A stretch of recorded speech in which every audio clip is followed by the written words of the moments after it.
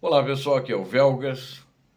Hoje, dia 16 de dezembro de 2025.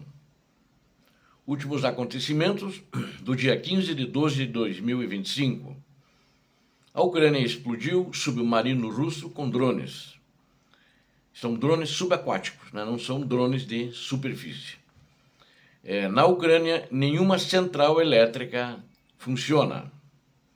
Divergências territoriais no acordo de paz. Declaração conjunta de líderes europeus sobre negociações de paz. E ainda vou falar um tema que não é da Ucrânia, mas acho que é interessante para a gente ver a brutalidade. Às vezes a gente se engana, tem muita gente que apoia o Irã e outros correlatos que ele apoia. O Irã tem uma ganhadora em 2023, se eu não me engano, do Prêmio Nobel da Paz. Ela foi espancada e ameaçada, presa e teve que parar no hospital depois do espancamento que ela teve. É uma coisa horrível, horrível, horrível, horrível. Bom, vamos à primeira notícia sobre a Ucrânia. A Ucrânia explodiu submarino russo com drones. Pela primeira vez na história, o SBU, Serviço de Segurança da Ucrânia, explodiu um submarino russo com drones. No dia 15 de dezembro, o Serviço de Segurança da Ucrânia, o SBU, explodiu esse submarino com drones, eles chamam de subsea, ou seja, drones submergíveis, né? Subsea Baby, um efeito inédito na história. Acho que é a primeira vez que isso aconteceu de drones atacarem e destruírem um submarino. Outro submarino que a Ucrânia atingiu, acho que no segundo ano de guerra, ela atingiu com mísseis. Ele estava na superfície e ela atingiu com mísseis. Embora que esse também estava no porto de Novorossiysk, né? Mas vamos ver, né, os detalhes aqui.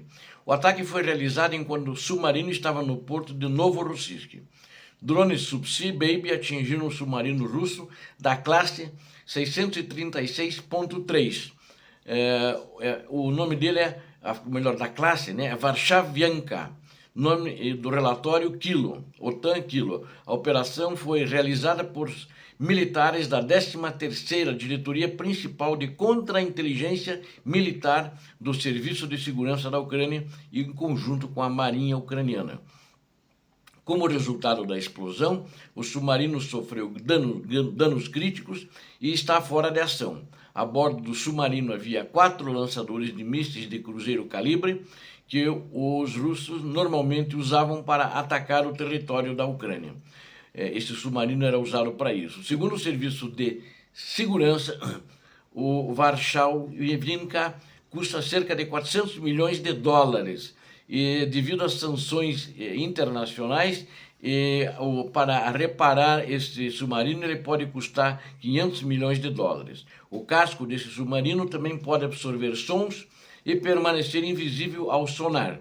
O barco que explodiu foi obrigado a permanecer no porto de Novorossiysk, devido a operações especiais e bem-sucedidas de drones navais de superfície Sea Baby, que deslocaram navios e submarinos russos da Baía de Sevastopol, na Crimeia, na Península da Crimeia, temporariamente ocupada. Ou seja, esse navio, esse submarino, não pode sair de Novorossiysk, que ele será atingido porque ele não pode mais submergir. Ele está danificado, existem furos no seu no seu casco, né, que impedem-o de navegar submerso. Então ele seria facilmente identificável pelos ucranianos, que poderiam dar um golpe mortal final. Não existe uma única hidrelétrica, uma central elétrica, digo, em funcionamento na Ucrânia. Quem disse isso foi o Zelensky na data de ontem. O presidente Volodymyr Zelensky observou que não há nenhuma estação no sistema energético ucraniano que não tenha sido atacada pela Rússia. Ele anunciou isso durante uma coletiva de imprensa no Fórum Econômico Alemão-Ucraniano. Na verdade, não existe uma única usina elétrica em funcionamento na Ucrânia que não tenha sofrido com os ataques russos, mas estamos lutando, restaurando, trabalhando, devolvendo a luz às pessoas, devolvendo a vida, observou Zelensky. Ele acrescentou que a pressão sobre o setor energético é muito difícil de resistir, mas a Ucrânia está tentando restaurar o sistema energético o mais rápido possível após cada ataque. Ele acrescentou também que as empresas alemãs estão ajudando muito a Ucrânia nesses processos. E ele ainda diz que gostaria de lembrar que na manhã de 14 de dezembro, centenas de milhares de famílias ficaram sem energia elétrica em 7 regiões da Ucrânia devido a ataques russos do sistema elétrico. Os russos atacaram durante toda a noite a região de Odessa, utilizando todos os seus recursos aéreos. Então, mais uma vez, os criminosos russos estão atacando esse tipo de ativo ucraniano também para que a Ucrânia passe frio e não tenha a luz que precisa, né? Lamentavelmente. Ainda o presidente Zelensky, né? Ele fala que nessa negociação que foi encerrada ontem, ele diz que as posições ainda são diferentes e dos Estados Unidos da América sobre a divisão de territórios, né? Acho que esse é o grande problema, né? Que a Ucrânia não quer entregar e o povo diz, já se manifestou, mais de 60% da população, acho que quase 70%, que não deve entregar territórios. O presidente Volodymyr Zelensky informou que as posições dos Estados Unidos e da Ucrânia sobre a questão de divisão de territórios ainda divergem. Zelensky acredita que o lado americano, como mediador, proporá várias medidas para chegar a um consenso sobre a questão de territórios. Temos posições diferentes com a Rússia em relação aos territórios e acho que o lado americano, como mediador, proporá diferentes medidas para encontrar pelo menos algum consenso. Gostaria que os Estados Unidos da América continuassem no formato de mediação nessas questões. O chefe de Estado observou que as reuniões foram realizadas na Alemanha com a equipe americana, representantes do presidente americano. No domingo, houve uma reunião que durou mais de 5 horas. Na segunda-feira, ocorreram várias rodadas de negociações e elas continuam. É claro que nem todas as questões são simples, na minha opinião, existem coisas complexas, em particular no que diz respeito ao território. O Zelensky, inclusive, isso vai ser demorado para acertar, porque se for feito referendo, como disseram, vai demorar um pouquinho mais, o povo tem que se manifestar. E aparentemente, de acordo com as pesquisas, o povo hoje é contrário, e eu acho que vai ser contrário, então não vai haver acordo. O Zelensky não vai ser louco de assinar um acordo contra o povo e tem que ser referendado pela Verkhovna Rada. A Verkhovna Rada é o Congresso ucraniano, que também não vai querer colocar a cabeça a prêmio, entregando os territórios do Donbass para o ditador terrorista criminoso Vladimir Putin, né?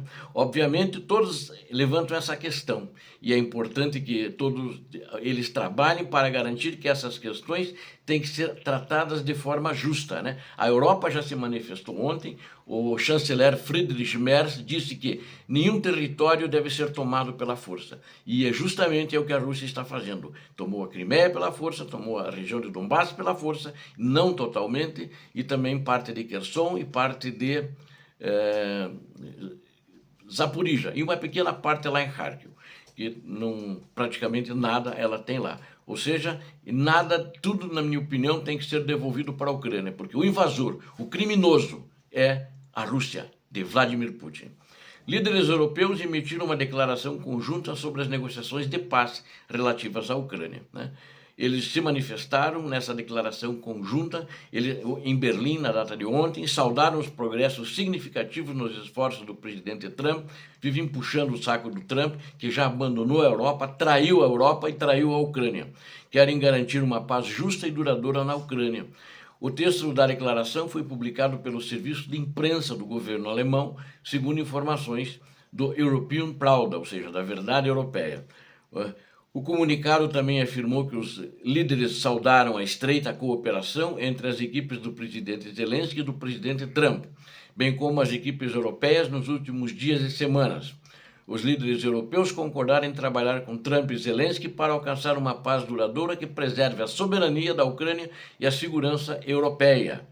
E eles também concordam em garantir a segurança, a soberania e a prosperidade da Ucrânia é parte integrante da segurança euroatlântica em geral.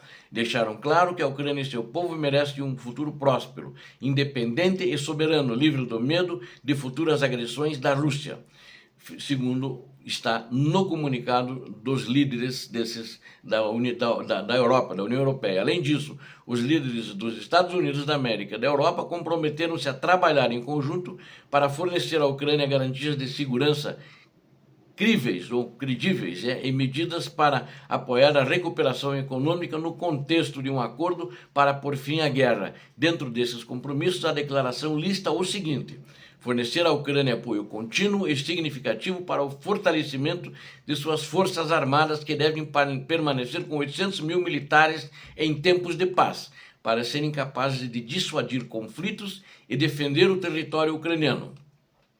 Criar uma força multinacional da Ucrânia, liderada pela Europa, formada por voluntários dos países participantes da coalizão dos dispostos e apoiada pelos Estados Unidos. Eles contribuirão para a restauração das forças armadas ucranianas, garantindo a segurança do espaço aéreo ucraniano e mantendo a segurança marítima, inclusive realizando operações em território ucraniano.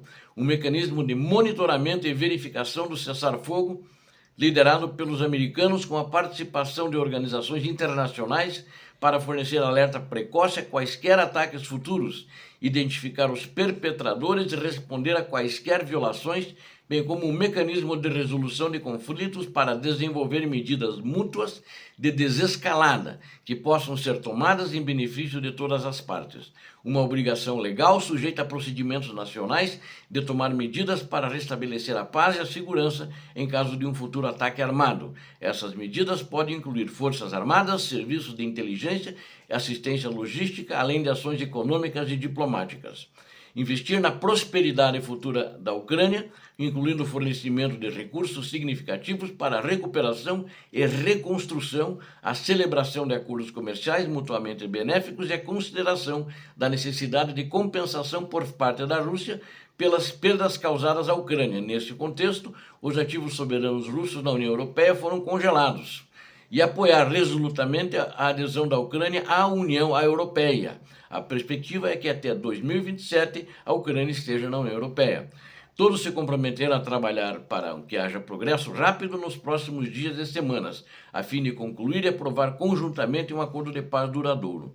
Reafirmaram seu firme apoio ao presidente Zelensky e ao povo da Ucrânia em sua luta contra a invasão ilegal da Rússia e na busca de uma paz justa e duradoura. Então, esse é o documento firmado pelos integrantes que estiveram presentes, e está aberto a assinatura de outros que já confirmaram que vão assinar. Assinou lá o Friedrich Merz, chanceler alemão, a Mette Frederiksen, primeira-ministra dinamarquesa, Alexander Stubb, presidente finlandês, Emmanuel Macron, presidente da França, Giorgia Meloni, primeira-ministra italiana, Dick Schoof, primeiro-ministro holandês, Donald Tusk, primeiro-ministro polonês, Jonas Gahr Store, primeiro-ministro sueco, Ulf Kristersson, primeiro-ministro britânico, Keir Starmer, bem como pelos presidentes da Comissão Europeia e do Conselho Europeu, Ursula von der Leyen e António Costa, presidente de Portugal. Então, esse é o texto do documento que eu procurei ler rapidamente, resumidamente para vocês. Agora, o que choca também, ontem, a Narges Mohamed, ela foi presa e foi hospitalizada já 2 vezes devido a agressões. Ela é ganhadora do Prêmio Nobel, ela é do Irã, e é hospitalizada após prisão que ela teve. Ela foi brutalmente espancada e ameaçada de morte por aqueles que querem garantir que as mulheres usem os turbantes e usem o véu e não possam sair na rua sem eles. Ela foi abordada na rua por esses criminosos, por esses trogloditas primitivos. E aconteceu isso com ela agora recentemente, em 12 de dezembro. Ela relatou ter recebido ameaças de morte. A ativista de direitos humanos, ela é por causa disso, ela ganhou o Prêmio Nobel da Paz no Irã. Ela foi detida na localidade de Mashhad durante uma cerimônia em memória de um advogado que é preso político, chamado Khosrow Ali-Korki. O homem foi encontrado morto recentemente em seu escritório e ativistas acreditam que ele foi assassinado pelo governo, por agentes do governo. Então essa é uma situação difícil, quis fazer um resumo disso, e ela ela disse que os golpes foram tão fortes, poderosos e repetitivos que ela teve que ser levada ao hospital. É uma pena que ainda existem países trogloditas, países primitivos que fazem esse tipo de coisa. Mas a Rússia também faz isso e faz pior, né? Não é o único, o Irã, e aliás são aliados. Esse tipo de gente se entende.